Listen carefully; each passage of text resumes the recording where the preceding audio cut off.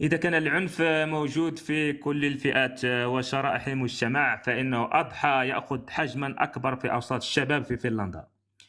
ذلك أن عنف الشباب سواء في الشارع أو المدرسة أصبح في تزايد مستمر. هذا العنف الذي يصل إلى درجة القتل والجرائم وما إلى ذلك من مظاهر العنف المادي والرمزي. تزايد العنف لدى الشباب في فنلندا يدفع بنا إلى حلقة اليوم في برنامج مع الجالية إلى البحث والتساؤل حول الأسباب والعوامل الخفية وراء هذا العنف.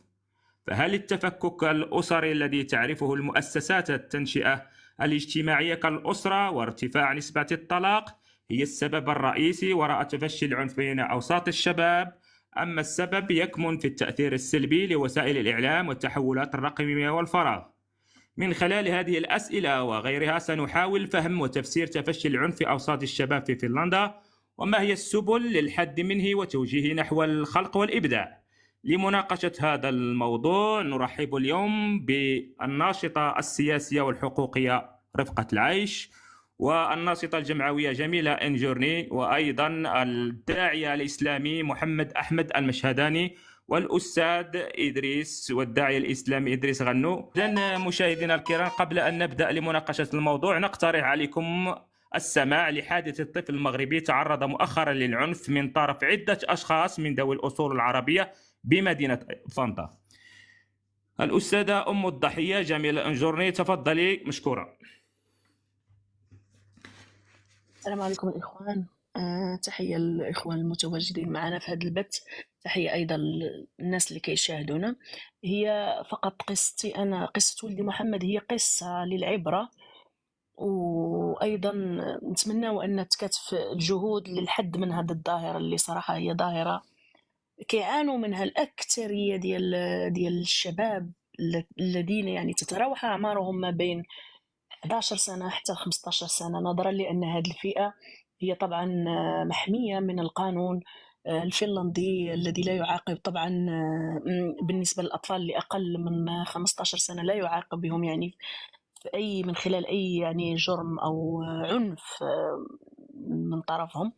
فبالتالي تحبوا تسمعوا القصة نتاع ولدي. أنا كنسكن في فانتا، تقريبا ما بين فانتا وهلسنكي، جنب البيت الذي أسكن فيه. هناك طبعا كما في فنلندا كاملة الإيكو ماركت، الإيس ماركت، وأيضا التيرفيوس آسيما يعني الخدمات الموجودة هنا. طبعا ولدي جا من المدرسة، دار يعني الأكل ديالو، كلا بطبيعة الحال كأي شاب عمره 14 سنة يبغي يمشي لدار الشباب ولا يمشي المكان يعني لاشتراء يعني أشياء. بالفعل ولدي مشى، عند الرجوع تقضى داكشي، يعني شرا داكشي اللي مستلزمات اللي بغا، وعند الرجوع ديالو للبيت كيتفاجئ بستة الاشخاص واثنان، يعني ستة الاشخاص، ستة الشباب مارسوا على ولدي جميع انواع العنف. راه الاخ يونس شاف الفيديو، صراحة فيديو اي ام واي اب راه يمرض نفسيا. الغريب في الامر انهم ضربوه وصوروه ولاحوه في سناب شات، يعني ست شباب متحاميين يعني كلهم على ولدي انا اللي عمره 14 سنه، واثنين من هاد الشباب كيصوروا الحادثه. يعني هي حادثه فيها دم، فيها عنف، فيها بزاف ديال الحوايج. احنا جالسين في الدار كأي زوجين، الام والاب يلا جينا من الخدمه، قاعدين يعني كناكلوا اكلنا يعني كناكلوا ماكله. يعني كنتفاجئ بالبنت ديالي كتجي كتقول لي، بنتي الكبيره كتقول لي ماما محمد ضربوه شي اولاد وحطوه في السناب شات. انا والله العظيم قمت يعني من طابله، يعني من طاوله الاكل، لا ادري يعني فين ممكن انني نتجه، شمالا شرقا، وكتله من الغضب. والله العظيم كتله من الغضب عندي، وواحد الاحساس غريب الله لا يوريه لاي ام ولا اي اب. مشيت المكان اللي قالت لي بنتي فيه ولدي، واذا بي اتفاجأ القى ولدي مليوح في الارض وكله دمايات، واحد الحاله مش غنقول لكم. والله العظيم كنتفكرها الى نفسيا انا مريضه، يعني مريضه، لا انا ولا الاب ديالو. هزيت ولدي بالسياره ديالنا، ومشينا للدار وحطيناه في الدار وعيطنا للاسعاف باش يجوا ياخذوه، وفعلا اخذوه الاسعاف وداوه للمستشفى ديال لاصتين صير الله. وقعدنا يومين في المستشفى ما بين يعني تحاليل وما بين فحوصات وما بين يشوفوا يا كان ولدي عنده مثلا قصورات، والحمد لله الحمد لله ما كانش عنده قصور، ولكن عنده خدوش طبعا، وعنده اسنانه من الفوق يوجعوه ودم وحاله يعني، وعنده ايضا عدم توازن، يعني ما كانش يقدر يوقف، ما كانش يقدر حتى يتنفس مزيان. يومين وخرج ولدي من المستشفى، ومن وراها 3 أسابيع على أساس بأن الشرطة لازم تتصل بيا، لأنه هكذا قالوا لي في المستشفى، قالوا لي لازم تعملي ريكوس إلموتوس. فعلا مشيت للباسيلة وعملت ريكوس إلموتوس، ومن بعد المستشفى بدورها كتبعت رسالة للسوسيال.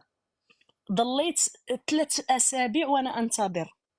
الأسبوع الرابع بعد عاد اتصلت بيا واحد البوليسيه، قالت لي التحقيق لازم تجي عندنا للتحقيق. انا الحمد لله واحد الاخت كانت ديجا عطاتني فكره عن الموضوع، قالت لي يا جميله راهو الا ما كانش عندك الاثباتات والصور وفيديوهات الاشخاص اللي ضربوه، راك القضيه ديالك تطوى في يعني في طي النسيان تولي. دونك شنو درنا حنا انا والزوج ديالي؟ مشينا كنقلبوا على هاد الشباب اللي ضربوا ولدي باش نعرفوهم فين كاينين، فين كيسكنوا، باش نعرف هاد الناس، وبمساعده شباب اخرين جزاهم الله خير جابوا لي الصور ديالهم. تعرفوا نتوما الخبره ديال الشباب في سناب شات وفي الحاجات هذه يعرفوا احسن منا. فعلا جابوا لي الصور وجابوا لي الفيديوهات اخرين مسجلينهم، بحيث هذوك الاولاد تداولوا هذو المقاطع عبر سناب شات وايضا عبر الواتساب. فبالتالي جاوني الحمد لله الفيديوهات، اخذتهم ومشيت للبوليس. كان عندنا التحقيق يوم الاثنين، استمعوا للابن ديالي وحده يعني مفصل، ومن بعد استمعوا لي انايا والزوج ديالي، وعطيناهم الصور وعطيناهم الفيديوهات. وتقريبا هذا الاسبوع ايضا اتصلت بي السوشيال، يعني تقريبا من بعد شهر اتصلت بي السوشيال كتقول لي فوالا احنا سمعنا هذا الشيء اللي وقع لولدك وكذا وكذا، ورانا بغينا نقيموا الحاله ديالو، بغينا نديروا لكم زياره في البيت باش نتكلموا مع محمد وكذا. قلت لهم اوكي مرحبا بكم، وغادي يجوا عندنا يعني الاثنين ان شاء الله. هذه هي القصه ديالي، كنتمنى انها تكون قصه للعبره فقط ولاخذ الحيطه والحذر يعني من هذا الشيء اللي واقع، وهي ظاهره متداوله للاسف هون في فنلندا، بحيث جميع الشباب، وعندي معلومات على اولاد ايضا مغاربه واولاد مصريين نفس القصه، يعني كلاو العصام للاسف مع اجانب، هادو ماشي فنلنديين اللي كيقوموا بهذا الشيء، هادو